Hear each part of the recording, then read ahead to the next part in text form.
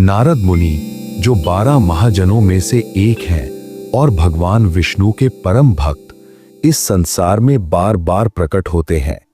उनका उद्देश्य केवल एक होता है, मनुष्य को ये याद दिलाना कि मानव जीवन का असली लक्ष्य क्या है। धन नहीं, पद नहीं, मोह नहीं, बल्कि भगवान का स्मरण और अंत में उनके नित्य धाम गोलोक या वैकुंठ लौट जाना। एक दिन नारद मुनि एक गांव पहुंचे। वहां एक व्यक्ति रहता था, हरिशंकर। हे मां लक्ष्मी, हे मां लक्ष्मी, सुन लो मेरी अरदास है। मेरा कारोबार फले फूले, घर में धन धन की बहार हो, और जीवन में सुख समृद्धि बनी रहे।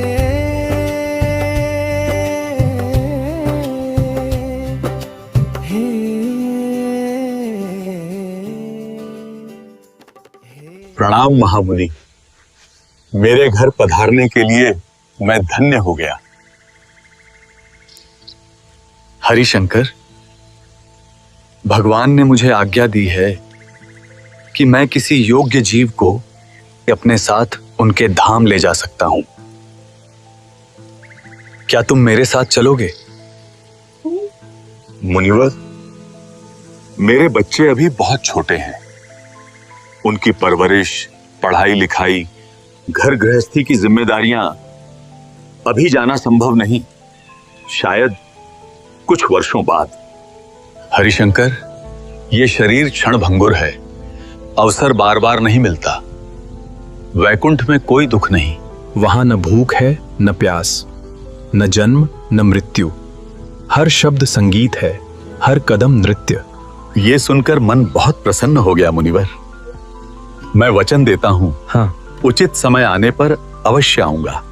कितनी अजीब बात है ना। मनुष्य जानता है कि समय सीमित है, फिर भी हर बार सोचता है अभी नहीं, बाद में। नारद मुनि चले गए और समय आगे बढ़ गया। वर्ष बीतते गए।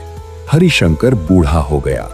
बेटे बड़े हो गए, लेकिन मोह और गहरा हो गया। ध्यान से व्यापार संभालो, अगर घाटा हुआ तो सब बर्बाद हो जाएगा। रातों की नींद उड़ चुकी थी। लाभ हानि की चिंता, धन की सुरक्षा, पोते पोतियों की जिम्मेदारी, भजन के लिए अब समय नहीं बचा था। कई वर्षों बाद नारद मुनि फिर लौटे। हरिशंकर, हरिशंकर।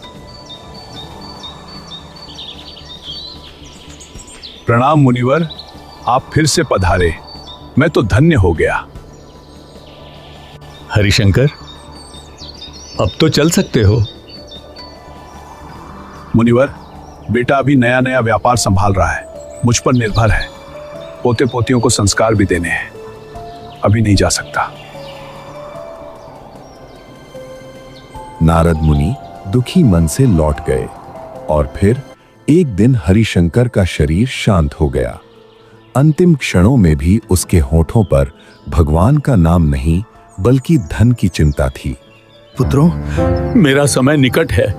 बस एक बात याद रखना, परिवार को जोड़े रखना, आपस में कभी मत लड़ना, और ध्यान रखना पैसा सुरक्षित रहना चाहिए, फिजूल खर्चा मत करना। कुछ समय बाद नारद मुनि फिर आए। घर के बाहर एक कुत्ता बैठा था, संपत्ति की रखवाली करता हुआ। नारद जी, मैं हरिशंकर हूं। हरिशंकर, तुम कुत्ते के शरीर में? हाँ, मेरे बेटे धन को लेकर लापरवाह हैं।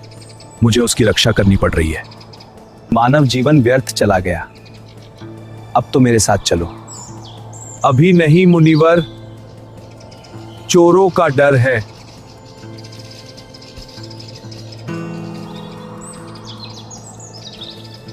कुछ समय बाद वो कुत्ता भी मर गया। प्रणाम मुनिवर।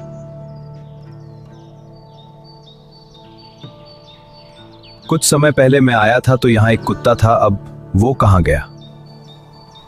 अरे वो कुत्ता तो बहुत पहले मर गया। अब हरिशंकर ने किस रूप में जन्म लिया होगा? नारायण नारायण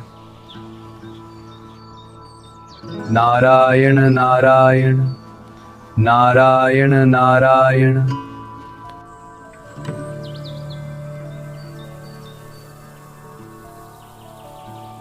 नारद जी, मैं फिर वही हूं, हरिशंकर। हरिशंकर, अब तुम सांप के शरीर में? हाँ मुनिवर, बेटों ने धन तो बैंक में रख दिया है, लेकिन खेतों की फसल चोर ले जाते हैं। अगर मैं यहां न रहूं तो सारा अनाज नष्ट हो जाएगा। हरिशंकर, मोह अब भी तुम्हें बांधे हुए हैं। आध्यात्मिक जीवन पहले आता है। मैं जानता हूं मुनिवर, लेकिन पहले फसल की रक्षा जरूरी है, वैकुंठ बाद में। हरिशंकर, अगले जन्म में तुम भक्तों के परिवार में जन्म लोगे, तब शायद तुम्हारा इस संसार से मोह छूट जाए। इस जन्म में तो हरिशंकर का लालच उसे वैकुंठ नहीं जाने देगा। समय बीतता गया और हरिशंकर ने एक और जन्म लिया। 60 वर्ष बाद कई जन्म बीत गए, लालच बढ़ता गया और हरिशंकर ने उसका हिसाब कभी चुकाया ही नहीं। कुछ समय बाद हरिशंकर बीमार पड़ गया, लेकिन बीमारी में भी उसके मन से धन की चिंता नहीं गई। वो आज भी अपने बेटे से धन की ही बातें कर रहा था।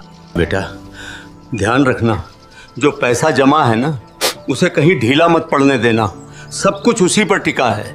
पिताजी, सुख धन से नहीं मिलता, अब भगवान का नाम लीजिए। आज समझ आया, इतने जन्मों बाद मोह आखिर टूट ही गया। हरिशंकर, अब क्या तुम तैयार हो वैकुंठ चलने के लिए? हाँ मुनिवर, अब केवल भगवान चाहिए। और इस प्रकार हरिशंकर अंततः वैकुंठ गया। नारद मुनि आज भी घूमते हैं और हमें याद दिलाते हैं, जो आज छोड़ दोगे वही तुम्हें बचाएगा।